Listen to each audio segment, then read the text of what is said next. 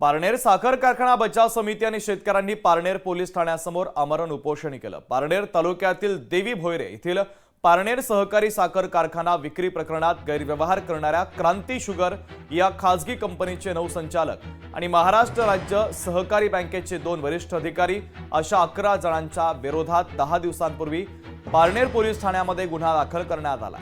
अद्याप या गुन्ह्यात एकाही आरोपीला पोलिसांनी अटक केली नाही। पारनेर पोलीस या आरोपींना पाठीशी घालत असल्याचा गंभीर आरोप शेतकऱ्यांनी केला आहे।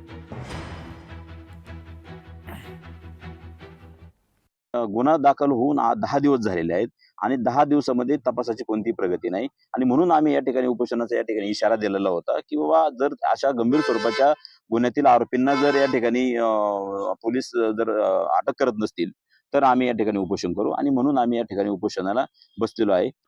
कारवाई आम्ही जोपर्यंत आरोपींना अटक होत नाही आणि SIT ची स्थापना होत नाही, तपास वर्ग होत नाही, हा जे काही सध्याच्या अधिकारी आहेत यांच्याकडून वर्ग तपास होत नाही तोपर्यंत आम्ही शेतकरी आणि सभासद या ठिकाणी उपोषण करणार आहोत।